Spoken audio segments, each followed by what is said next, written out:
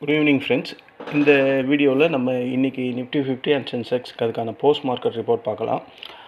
அதுக்கு முன்னாடி நம்ம மார்க்கெட் ஏன் இவ்வளோ பெரிய ஒரு கேப் டவுன் ஆனது என்னமோ 180 பாயிண்ட்டு தான். நிஃப்டி 50 சென்செக்ஸ் வந்து ஒரு 482 பாயிண்ட்டு கேப் டவுன் ஆச்சு ஸ்பாட்டு.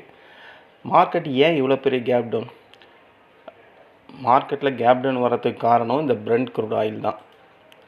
இவன் இன்றைக்கி 126ங்க. நம்ம மார்க்கெட்டு காலையில் ஓப்பன் ஆகும்போது 126.10. நான் நேற்று தான் சொன்னேன். நம்ம நேற்று பார்க்கும்போது 114.90 என்னமோ இருந்தான். இன்றைக்கி பாருங்கள், இந்த ஒரு நாளில் அப்படியே சேஞ்ச் பண்ணிட்டான். நம்ம மார்க்கெட்டே அப்படியே சேஞ்ச் பண்ணிட்டான். நேற்று நம்ம பார்க்கும்போது 114.75 இருந்தது. நைட்டெல்லாம் நான் இதை பார்த்துக்கிட்டு வாட்ச் பண்ணியிருந்தேன்.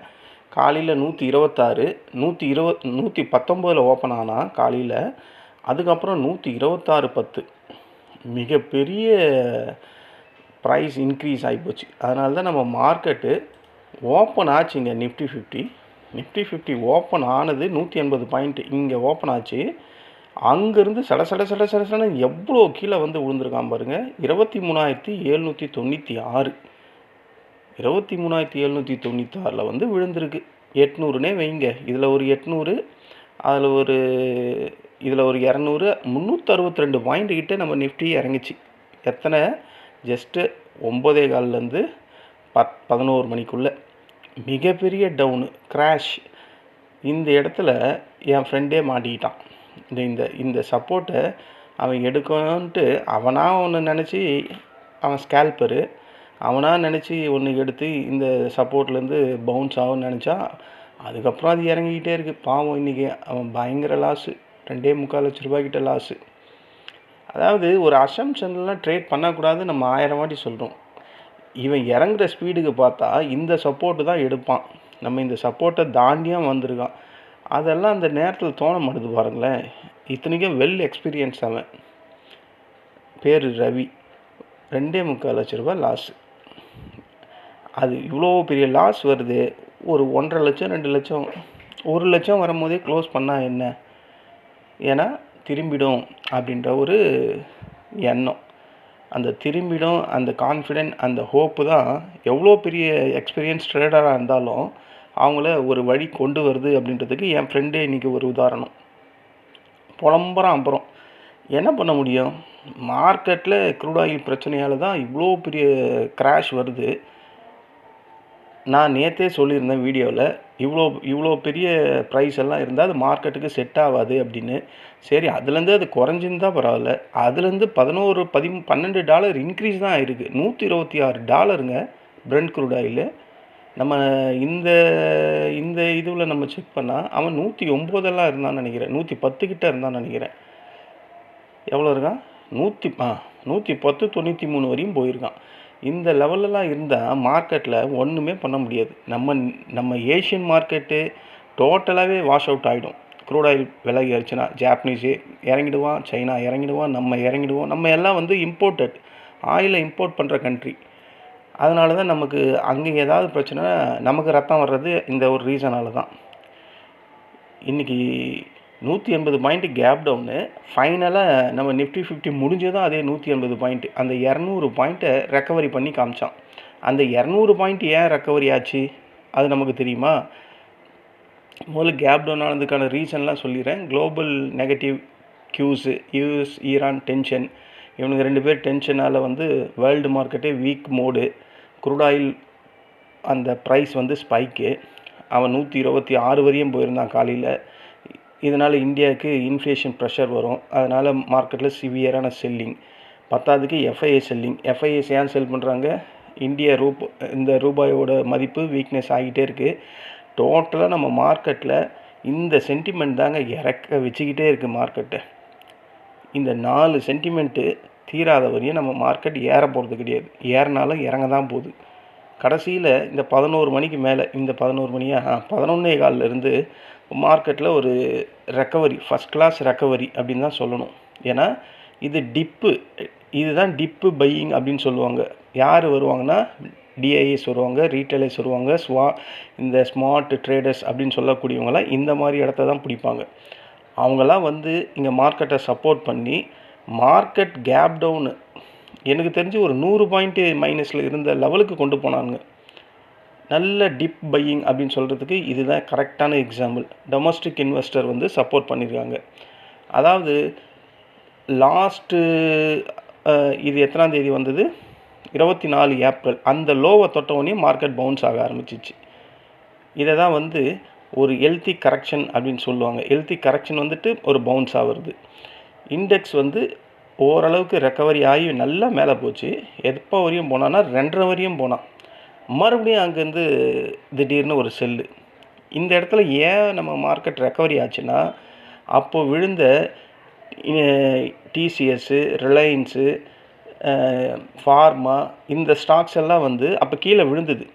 கீழே விழுந்ததுக்கப்புறம் அதுக்கப்புறம் எல்லாமே ஓரளவுக்கு ரெக்கவரி ஆகிடுச்சு. ரிலையன்ஸ் எல்லாம் பாசிட்டிவ்க்கே வந்துட்டான். இன்ஃபோசிஸ் பாசிட்டிவ்க்கே வந்துச்சு. டிசிஎஸ்ஸு ஸ்டாக் அங்கேருந்து பவுன்ஸ் ஆகிடுச்சு.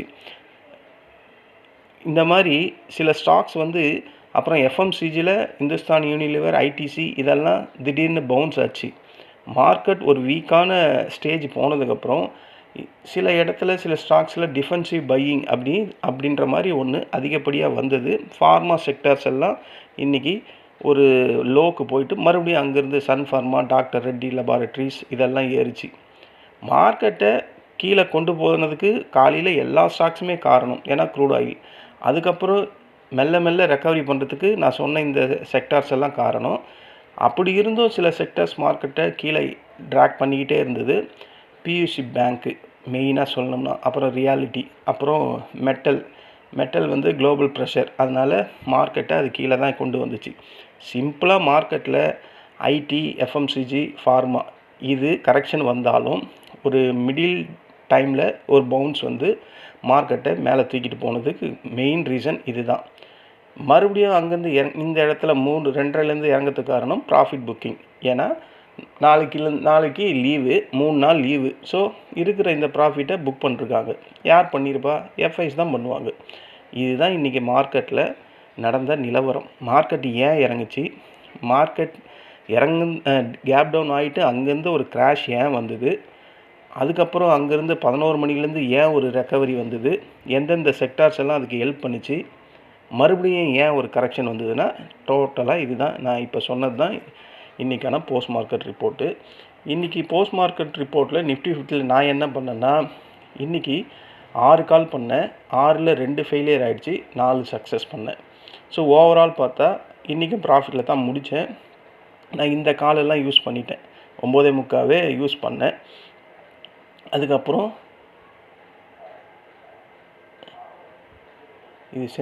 இது நிஃப்டி 50, ஆமாம், இந்த காலை யூஸ் பண்ணேன்.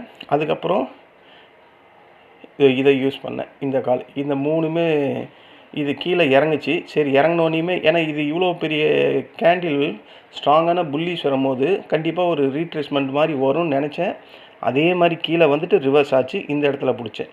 ஸோ இன்றைக்கி ஓவராலாக ஒரு 6 கால் பண்ணதில் 2 ஃபெயிலியரு, 4 சக்ஸஸ்ஸு. த்ரோ அவுட்டாக பார்த்தா ஒரு 3000 ரூபா கைக்கு கிடைக்கும், ப்ரோக்கரேஜ் எல்லாம் போனால் கூட. ஓகேங்களா? இதுதான் நிஃப்டி 50 நான் பண்ணது. என் ஃப்ரெண்டு சொன்னவன் அவன் இந்த சப்போர்ட்டில் வாங்கியிருக்கான். ஸ்கேல்பருக்கு எதுக்கு ஒரு ஸ்கேல்பர் அவன் இந்த இடத்துல அவன் ஏன் எடுத்தானே எனக்கு ஒன்றுமே புரியல. மார்க்கெட் இறங்குது, இங்கே சப்போர்ட்டை தாண்டி ஸ்ட்ராங்காக இறங்கி முடிஞ்சிருக்கு. அதுக்குள்ளே ஒரு எமர்ஜென்சி மாதிரி கை பரபரன்னு இருந்து இன்றைக்கி தொலைச்சான் 2.25 லட்ச ரூபாவை. என்னத்தை சொல்கிறது, இத்தனைக்கே 10-11 வருஷம் எக்ஸ்பீரியன்ஸ் இருக்குது அவனுக்கு. நல்ல ட்ரேடர் அவன். பட் அந்த அவசரம் அவனை இன்றைக்கி லாஸுக்கு கொண்டு போயிருக்கு. இது யாராலுமே யூகிக்கவே முடியாது. மார்க்கெட் இறங்கிக்கிட்டே இருக்குது. அது பாருங்கள், இந்த சப்போர்ட்டை எடுக்கும்னு நம்பி எடுத்திருக்கான். அது அவ்வளோ ஸ்ட்ராங்காக இறங்குது. நான் எப்போவுமே சொல்கிறேன், 9:15 கேண்டில் விட்டுருங்க, 9:30 மணி வரையும் பார்க்கலான்னு. என்ன தான் நமக்கு நல்லா தெரிஞ்சாலும் அந்த நேரத்தில் அதை இம்ப்ளிமெண்ட் பண்ண முடியாமல் சில பேர் தவிக்கிறாங்க. அதனால் இன்றைக்கி அவஸ்தைப்பட்டா. ஸோ இந்த மாதிரி இதெல்லாம் கொஞ்சம் அவாய்ட் பண்ணுறது பெஸ்ட்டாக இருக்கும். அவனே சொன்னான், இதெல்லாம் கொஞ்சம் யூடியூப்பில் சொல்கிறேன், என்ன மாதிரி எவ்வளோ பேர் இருப்பாங்க ஸ்கேல்பர்ஸ் எங்கே எடுப்பாங்க? ஸ்ட்ராங்கான சப்போர்ட்டு இதை இந்த இடத்துல எடுத்திருந்தா, இங்கே பாருங்கள், நம்ம சப்போர்ட் போட்டே வச்சுருக்கோம் 23,814.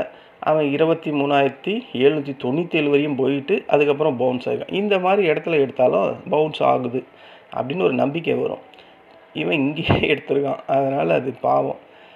அவன் ரெக்கவரி பண்ணுருவான், வெயிட்டான ஆள் தான். பட் இருந்தாலும் இன்றைக்கி போச்சா. அதே மாதிரி சென்செக்ஸில் ஒரு கால், சென்செக்ஸில் எங்கே கொடுத்ததுன்னா இது இங்கே தான் கொடுத்தது. ஏன்னா இங்கெல்லாம் நான் எதையுமே கொடுக்கல. இந்த கடைசியாக இங்கே ஒன்று கொடுத்தேன். இந்த கேப்பை ஃபில் பண்ணுறதுக்கு போகிறான் அப்படின்றது எனக்கு கண்கூட தெரிஞ்சுது. தொட்டான், அதுக்கப்புறம் விழுந்துட்டான். ஒரு 2000 ரூபாய் இந்த காலில் சென்செக்ஸில் ஃப்ரெண்ட்ஸ் குரூப்பில் கொடுத்தேன். இதுதான் இன்றைக்கி சென்செக்ஸில் நடந்த போஸ்ட் மார்க்கெட் ரிப்போர்ட். இதுதான் நிஃப்டி 50லேயும் சென்செக்ஸ்லேயும் நடந்த போஸ்ட் மார்க்கெட். நாளைக்கு நம்ம மார்க்கெட்டு இதோட மண்டே தான். ஸோ இன்றைக்கி யூஎஸ் மார்க்கெட் ட்ரேட் ஆகி முடியும், நாளைக்கும் ட்ரேட் ஆகி முடியும். வேர்ல்டு மார்க்கெட்டில் நடக்கும், நம்மளது மட்டும் நடக்காது.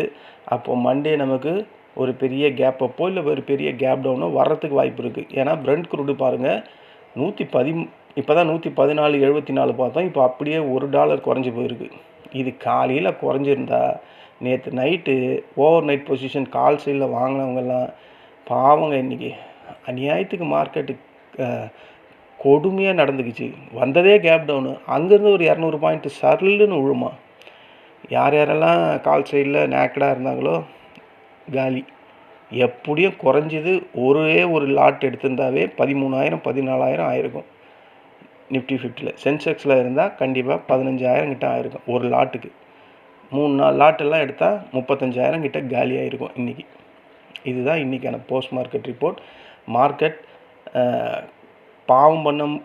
பாவம் புண்ணியம் பார்க்காம கருணையே இல்லாமல் சாத்துன்னு சாத்திடுச்சு. அதுக்கப்புறம் ரெக்கவரி ஆச்சு. ஃபைனலாக என்ன கேப் டவுன் வந்ததோ அந்த 180 பாயிண்ட்டில் க்ளோஸ் ஆகிருக்கு. சென்செக்ஸ் 583 பாயிண்டில் மைனஸில் க்ளோஸ் ஆகிருக்கு. பேங்க் நிஃப்டி 540 க்ளோஸ் ஆகிருக்கு. மிட் கேப் நிஃப்டி 106 க்ளோஸ் ஆகிருக்கு. Nifty next 50 878 point. India VIX நேற்று தான் 17 சம்திங் பார்த்தோம், மறுபடியும் 18.46 வந்துடுச்சு. ஸோ வெலாட்டிலிட்டி இருக்கும்.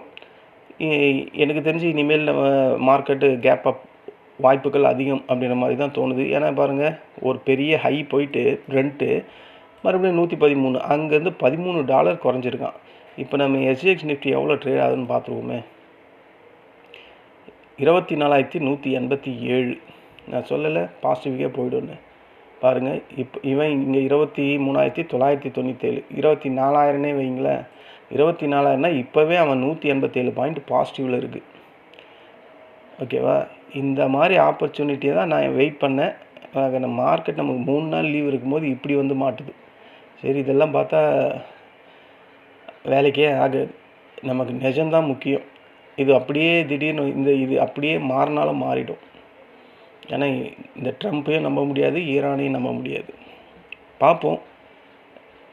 மண்டேக்கான ப்ரீ மார்க்கெட் ரிப்போர்ட்டு நான் சாட்டர்டே போடுறேன். நாளைக்கு சில ஸ்டாக்ஸை பற்றி கேட்டிருக்காங்க, அந்த ஸ்டாக்ஸை பற்றியும் பார்க்கலாம். நீங்கள் இன்றைக்கி போஸ்ட் மார்க்கெட் ரிப்போர்ட்டில் என்ன ப்ராஃபிட் பண்ணீங்க அப்படின்றத யூடியூப்பில் கமெண்டில் சொல்லுங்கள். யாரெல்லாம் இன்றைக்கி ப்ராஃபிட் பண்ணியிருக்கீங்கன்னு பார்க்கலாம். நன்றி, வணக்கம்.